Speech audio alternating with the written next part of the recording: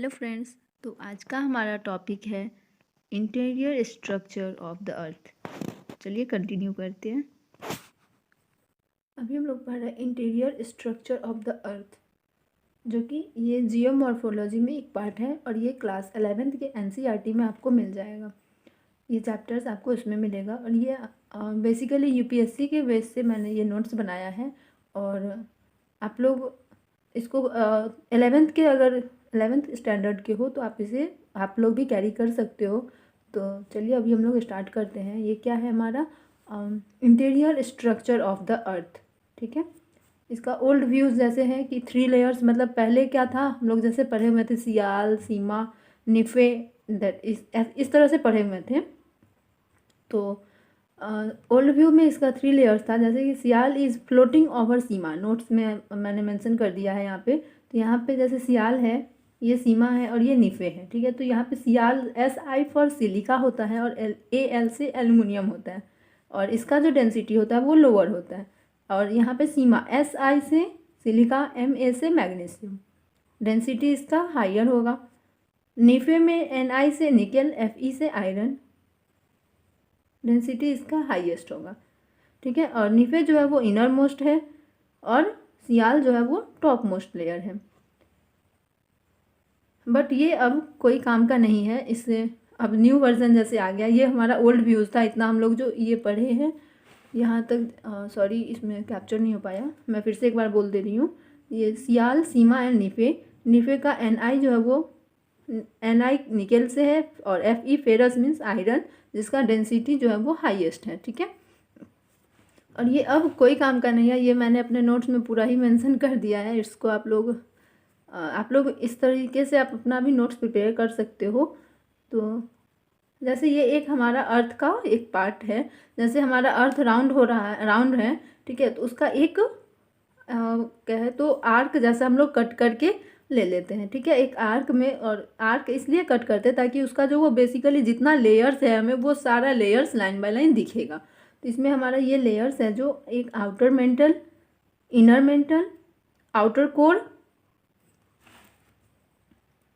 Core and inner core है। ठीक है, तो इसमें आप लोग देख सकते हैं कि ये वाला जो है अपर वाला, इसको हम लोग क्रस्ट बोलते हैं। इसको क्या बोलते हैं? क्रस्ट बोलते हैं। ठीक है, क्रस्ट हमारा 0 किलोमीटर तक दिखाया हुआ है और 0 किलोमीटर से 700 किलोमीटर को आउटर मेंटल हम लोग बोलते हैं और 700 से 2900 किलोमीटर को इनर मेंटल, 2900 से 5150 किलोमीटर को वो आउटर कोर बोलते हैं और 5150 किलोमीटर से 6371 किलोमीटर्स तक इनर कोर कहते हैं।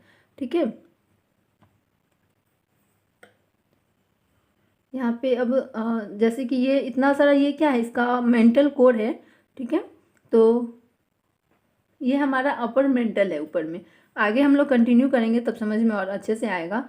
और जो ये स्ट्रक्चर ऑफ अर्थ जो है वो सिमिलरली एक ऑनियन के तरह है। जैसे ऑनियन में लेयर वाइज होता है, उसी तरह से आपको इसमें अर्थ में भी ऐसा ही कुछ है। ठीक है, और ये यहाँ पे आपको सेंटर पे 6371 किलोमीटर डीप बता रहा है, लेकिन कहीं कहीं पे ये थोड़ा सा वैरी कर गया है। तो इसको हम लोग ये थोड़ा बहुत चेंज हो सकता है, ये एकदम से कंफर्म नहीं बोलेंगे कि इतना है, लेकिन हाँ मैंने अपने नोट्स में इतना लिखा है। ठीक है, और अब मैं उसी आर्क वाले को मैं यहाँ पे थोड़ा सा बड़ा सा करके ड्रॉ की हूँ, जिसमें यहाँ पे आपको सिर्फ मेंटल दिखाई देगा और ये ऊपर का जो 0 किलोमीटर वाला था वो यहाँ पर दिख रहा है। ठीक है, तो अपर वाला जो है इसको बोलते हैं कॉन्टिनेंटल क्रस्ट। ये अपर वाला पार्ट को क्रस्ट बोलते हैं जिसमें से ये अपर वाले पार्ट को इसको कॉन्टिनेंटल क्रस्ट बोलते हैं। और यहाँ पे आप कुछ वाटर वाला एरिया देखोगे आप लोग, तो यहाँ पे इसे ओसेनिक क्रस्ट बोलते हैं। ठीक है, इसे ओशियनिक क्रस्ट बोलते हैं और ये कॉन्टिनेंटल क्रस्ट। और यहाँ का जो रॉक होता है वो ग्रेनाइट रॉक होता है। ठीक है, वो कौन सा रॉक होता है? ग्रेनाइट रॉक होता है। और यहाँ का जो रॉक होता है उसको हम लोग बेसाल्टिक रॉक कहते हैं। ठीक है, उसको, और ये हमारा बेसाल्टिक रॉक जो है वो बेसिक रॉक होता है और ये एसिडिक रॉक होता है। जैसे कि आप लोगों को पता होगा कि pH वैल्यू जो होता है वो 7 पे न्यूट्रल होता है और 7 से अगर लेस हो जाए तो वो एसिडिक होता है और 7 मतलब 7 से लेस हो जाए तो एसिडिक हो जाता है और अगर 7 हो या उससे ज़्यादा हो तो बेसिक हो जाता है। 7 से ज़्यादा होने पे वो बेसिक हो जाता है। ठीक है,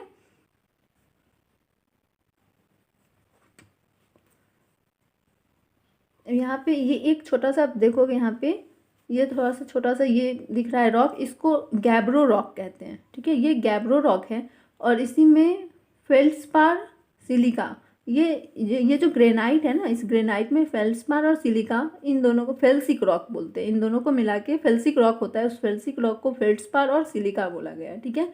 और यहाँ पर ये जो कुछ पार्ट है इसे एंडिसाइट रॉक होता है। यहाँ पर क्या है, एंडिसाइट रॉक, ठीक है। और हमारा जो ओशियनिक क्रस्ट है, इसका जो एवरेज डेप्थ है वो है यहाँ से 5 किलोमीटर, ठीक है। और ये बेसाल्टिक रॉक का है, रॉक होता है यहाँ पे। और ये डेंसर एंड हेवियर होता है, इसका जो ये घनत्व है वो बहुत भारी होता है और इसका लाइटर होता है, इसका डेंसिटी लाइटर होता है, ठीक है। ये लाइटर होता है मेनली।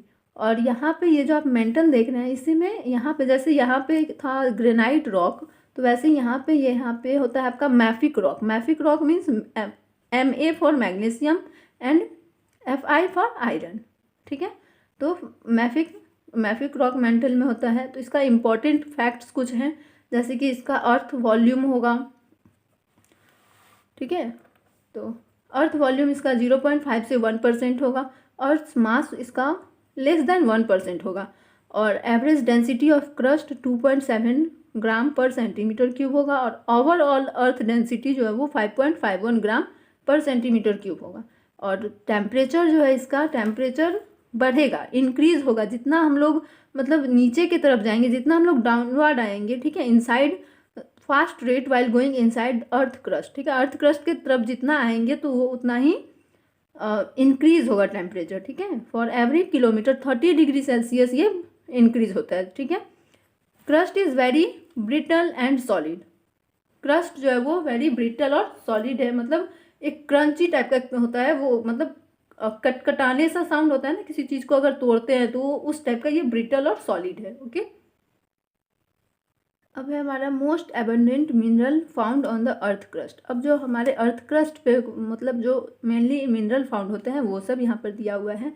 तो उसमें से हमारा ये लाइन वाइज है, मतलब जिसका जो जितना ज़्यादा है वो ऊपर है और उस तरह से घटते हुए है, ठीक है। ये हमारा एक तरह से आपका डिक्रीजिंग ऑर्डर में है, जैसे कि ऑक्सीजन 46.6% है, सिलिका 27.7%, एल्युमिनियम 8.1%, आयरन आयरन को Fe बोल सकते हैं 5%, कैल्शियम 3.6% अप्रॉक्स है। और इसका हम लोगों को बेसिकली ये 1 to 5 हम लोगों को बेसिकली लर्न करना पड़ेगा, ठीक है। तो चलिए इसके लिए एक मैं आपको ट्रिक भी बताती हूँ, जैसे कि O for oxygen SAIC, O-SAI-C ऐसे करके कुछ बना सकते हैं। आपका अपना जो भी ट्रिक होगा, मैं तो अपना इस तरह से लर्न की हूँ। तो बस इसका ये इतना मतलब नहीं है कि ज़रूरी कि ये आपको लर्न होना चाहिए, इसका ऑर्डर लर्न होना चाहिए। ये जो है इसका अर्थ क्रस्ट में जो ये मिनरल्स हैं इसको लर्न होना चाहिए। C फॉर क्रस्ट के लिए हम लोगों ने याद किया है, क्योंकि ऐसा हमें क्रस्ट के बाद ऐसा हमें ना इसमें इंटायर अर्थ में, जैसे कि ये क्रस्ट पे है और इंटायर अर्थ में जो मिनरल फाउंड होता है तो उसके लिए भी लर्न करना पड़ेगा, इसीलिए मैं ये वाला ट्रिक लगाई हूँ। अब है हमारा most abundant mineral found on the entire earth. इसके लिए मैं ट्रिक यहाँ लिख दी, iOS मोबाइल होता है जैसे, ठीक है। तो iron 34.5%, oxygen, silicon and magnesium, ये ऐसा है। तो जैसा कि मैं अभी आपको बोलूँ कि ये मायने नहीं रखता है, ठीक है, क्योंकि अप्रॉक्सीमेटली दिया हुआ रहता है। तो ये इसका हमें ये याद रखना है कि कितना नंबर है, मतलब क्या इसका ऑर्डर है, ठीक है। और अब हम लोग चलते हैं फिर से, ये मैं एक आइसक्रीम ड्रॉ की हूँ, वैसे ये आइसक्रीम नहीं है, ठीक है। ये क्रस्ट पार्ट है, नीचे मेंटल है, ठीक है। तो ये आप अभी जो मैं बताई थी आपको 0 किलोमीटर के ऊपर जो था वो क्रस्ट था, वो 0 to 700 के बीच में था मेंटल, हमारा अपर मेंटल। तो अपर मेंटल का जो अपर पार्ट होता है, यानी कि 0 किलोमीटर टू 100 किलोमीटर को हम लोग लिथोस्फीयर बोलते हैं, ठीक है। इसको हम लोग लिथोस्फीयर बोलते हैं। लिथोस्फीयर में क्रस्ट, अभी जो बोली हूँ मैं, क्रस्ट ऊपर वाला plus upper part of mental part, ठीक है। इट फॉर्म अ प्लेट, और ये क्या करता है, प्लेट बनाता है, जैसे टेक्टोनिक प्लेट वगैरह होता है ना, तो उसको ये फॉर्म करता है। तो ये हम लोग आगे पढ़ेंगे, ठीक है। It forms a plate, lithospheric plate. ये यहाँ पे कुछ आपको दिख रहा होगा, तो ये हमारा एक ऑरेंज है, ठीक है। ऑरेंज जब हम पाइल अप कर देते हैं, उसका जो पाइल आउट कर देते हैं, तो फिर से जब उसको कवर करने का कोशिश करते हैं तो कुछ इसी तरह का वो शेप लेता है। तो और ये वाला मान लीजिए, ये वाला जो शेप है ये एक यहाँ पर है, तो ये एक कॉन्टिनेंट का पार्ट है, ठीक है। ये एक प्लेट है, ठीक है। तो प्लेट का ये वाला जो एरिया आप देख रहे हो, ये वाला जो एरिया ना, इसे डेप्थ बोलते हैं। ये जो अभी मैं 100 किलोमीटर बोली हूँ ना, ये 100 किलोमीटर है, ठीक है। और नीचे कुछ है, नीचे ये 100 किलोमीटर, यानी कि यहाँ से यहाँ तक ये लिथोस्फीयर प्लेट है, ठीक है। लिथोस्फेरिक प्लेट है, तो यहाँ पे क्रस्ट जो है वो 100 किलोमीटर से 200 किलोमीटर हो सकता है और नीचे जा सकता है। और ये रहा हमारा कुछ इस तरह का डायग्राम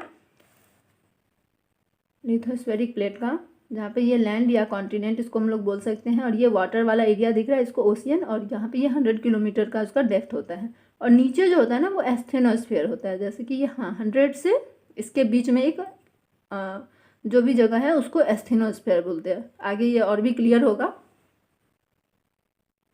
तो यहाँ फिर से हमारा एक सुंदर सा आइसक्रीम आ गया है। तो ये जो अपर वाला क्रीम वाला लेयर है उसको क्रस्ट, और यहाँ से थोड़ा सा जो नीचे होगा वहाँ तक लिथोस्फीयर होता है 100 किलोमीटर तक, और 100 किलोमीटर टू 400 किलोमीटर को एस्थेनोस्फीयर बोलते हैं, ठीक है। और ये कैसा होता है, ये सेमी सॉलिड होता है, ठीक है। ये कैसा होता है, ये सेमी सॉलिड होता है, और यहीं पे मैग्मा फॉर्म होता है। ये एरो जो आप देख रहे हो ना, यहाँ पे मैग्मा फॉर्म होता है। जैसे कि ये देखिए, यहाँ पे एस्थेनोस्फीयर है, ये सॉलिड सेमी सॉलिड है, यहाँ पे मैग्मा का चैम्बर होता है, और यहाँ पे ही रेडियो एक्टिव या फिर न्यूक्लियर एक्टिव एलिमेंट मिलता है, जो कि क्या होता है कि रेडियो एक्टिव क्या होता है ना, न्यूक्लियर फिजन होता है, ठीक है। न्यूक्लियर फिजन मीन्स जैसे कि कोई दो एलिमेंट है, दो, ठीक है, यहाँ पे तो A1 + A1 = A2 हो गया, और ये एनर्जी जो प्रोड्यूस कर रहा है, तो एनर्जी से हमें हीट मिल रहा है, ठीक है। जब हम लोग पत्थर से पत्थर जब टकराते हैं तो हीट निकलता है उसमें से, लाइट टाइप का, लाइटनिंग होता है। तो सेम उसी तरह से यहाँ पे एनर्जी जो निकल रहा है वो हीट के वे में निकल रहा है, और हीट जब ही निकला तो वो टेम्परेचर में चेंज हुआ, टेम्परेचर होगा कुछ, और टेम्परेचर होगा तो रॉक्स जो है वो मेल्ट होगा, और जब रॉक्स मेल्ट होगा तो मैग्मा फॉर्म होगा, ओके। फिर मैग्मा फॉर्म हो गया यहाँ पे, तो इसीलिए एस्थेनोस्फीयर में मैग्मा का चेम्बर है, ठीक है।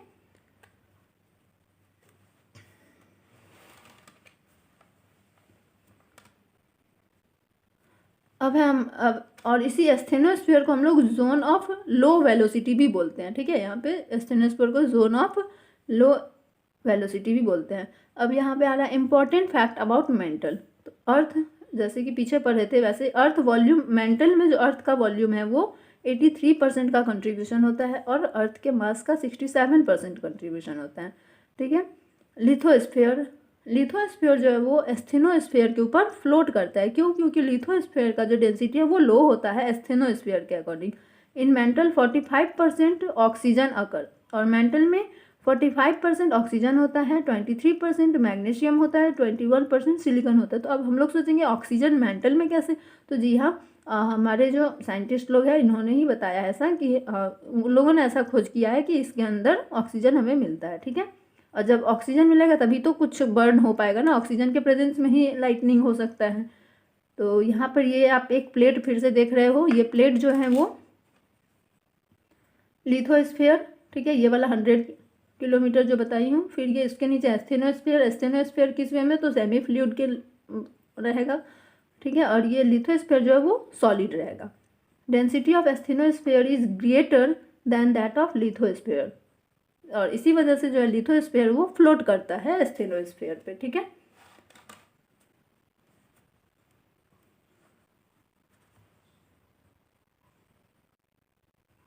और अब देखो यहाँ पे हमारी आइसक्रीम जो है वो थोड़ी सी ख़त्म हो गई। अब नीचे वाले पे आते हैं, ठीक है, कोर वाले पार्ट पे।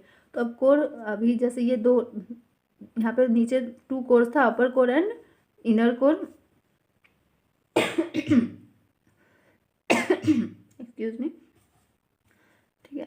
आउटर कोर लिक्विड स्टेट में होगा, निकल सल्फर प्लस आयरन, ठीक है, उसमें निकल सल्फर प्लस आयरन प्रेजेंट होगा। और ये लिक्विड स्टेट में क्यों होता है, तो क्योंकि रेडियो एक्टिव एलिमेंट्स प्रेजेंट होते हैं, न्यूक्लियर फ्यूजन होता है जहाँ मैग्मा, और मैग्मा का क्या काम है, मेल्ट कर देना, तो ये लिक्विड स्टेट में होता है, ठीक है।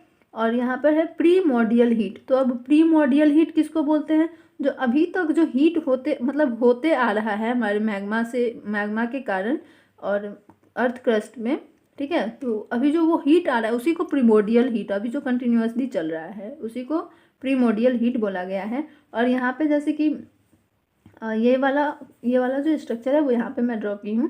तो यहाँ पर देख सकते हैं कि ये हमारा ये हीट हो रहा है और हीट डाइवर्ट हो रहा है, और यहाँ पे कन्वेक्टिंग हो रहा है। कन्वेक्शन मतलब कि जो भी चीज़ कोई ऊपर जा रहा है हीट के फॉर्म में, और ऊपर जा के ऊपर जब वेट हो जा रहा है तो फिर वो डाउनवर्ड आ रहा है। तो यहाँ पे ये डाउनवर्ड हो रहा है, ठीक है, दोनों तरफ से।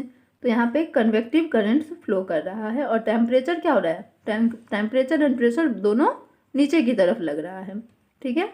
और ऊपर जाके ये कोल्ड हो जा रहा है और यहाँ पर तो हॉट है। लिक्विड जो यहाँ से है वो यहाँ पर टेम्परेचर हाई था जिसके कारण ये हॉट था, और जब हॉट है तो एक्सपेंड करता है, तो वही वहाँ पे ऊपर हो रहा है 5150 किलोमीटर से, ठीक है। और ये हमारा इनर कोर है। अब ग्रेट टेक्टो वॉल्केनिक एज, ये जो प्रीमोर्डियल वाला है ना, इसको इसको मैं समझा के रखी हूँ। जैसे कि ये क्रस्ट लीड है, ये हमारा जैसे कि एक अर्थ है, ठीक है, अर्थ का एक पार्ट है। तो नीचे जब सेंटर पे 6000 डिग्री सेल्सियस है, ठीक है, टेम्परेचर इसका। तो जब ये जो यहाँ पर देख रहे हैं ना, ये मैग्मा हो रहा है, मैग्मा जब बढ़ रहा है तो यहाँ पे वोल्केनो एरप्ट हो रहा है, ठीक है। तो इसी को यहाँ पे कुछ प्रीमोर्डियल हीट, जैसे कि मैं आपको शॉर्टकट में बोलती हूँ कि प्रीमोर्डियल हीट किसको बोलते हैं, जो अभी तक कंटिन्यूसली हीट आ रहा है उसी को प्रीमोर्डियल हीट बोला गया, ठीक है। और फिर first relief feature of the earth जो होता है जैसे क्या है, वो है हमारा क्रस्ट। और क्रस्ट में क्या क्या कौन सा क्रस्ट है, कॉन्टिनेंटल क्रस्ट एंड यहाँ पे ओशियनिक क्रस्ट, ओके।